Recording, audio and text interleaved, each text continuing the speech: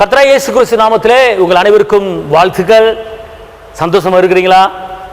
இன்னைக்கு கர்த்தர் உங்களோடு பேசுறாரு. ஏசாயா 45:4 உன்னை பெயர் சொல்லி அழைத்து நீ என்னை அறியாதிருந்தும் என்னுடைய நாமத்தை உனக்கு நான் தரித்தேன் என்று இயேசுவான்னு சொல்லுகிறார். இன்னைக்கு பாருங்க, கர்த்தர் உங்களை அழைச்சு அவர் நாமத்தை தரித்து உங்களை பாதுகாக்கிறார். நீ என்னை அறியாதிருந்தும், நீ என்னை தெரிந்து கொள்ளவில்லை, நான் உன்னை தெரிந்து கொண்டேன். நீ பிதாட்ட கேட்கும்போது நீ கனி கொடுக்கும்படி, அந்த கனி நிலைத்திருக்கும்படி உன்னை நான் ஏற்படுத்தினேன்னு சொல்றார். அதாவது அறியாத வேலையில், தெரியாத வேலையில் நம்மளை அவர் கரம்பிடிச்சு நடத்துகிறாருங்க. நம்மளை கரம்பிடிச்சு தூக்கி எடுக்கிறாருங்க.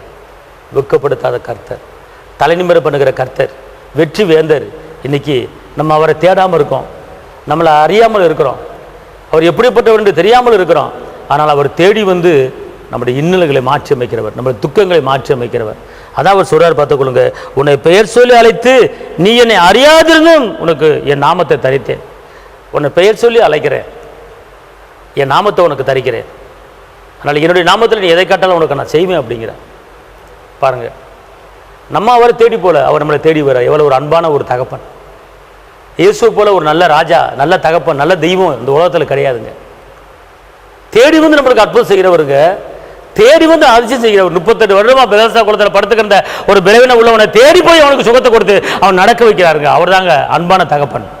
38 வருடமா பலவீனம் கடந்தவன அதே தகப்பன் இன்னைக்கு உங்களுக்கு எனக்கு இருக்கிறார். அதனால் கலங்காதிருங்க, பெரிய காரியத்தை இன்னைக்கு உங்களுக்கு செய்ய போறாரு. உங்களுக்காக ஜெபிக்கிறேன். தகப்பனே இயேசு மகாராஜா, உண்மை நன்றி உள்ளத்தோடு துதிக்கிறேன், ஸ்தோத்திரிக்கிறேன்.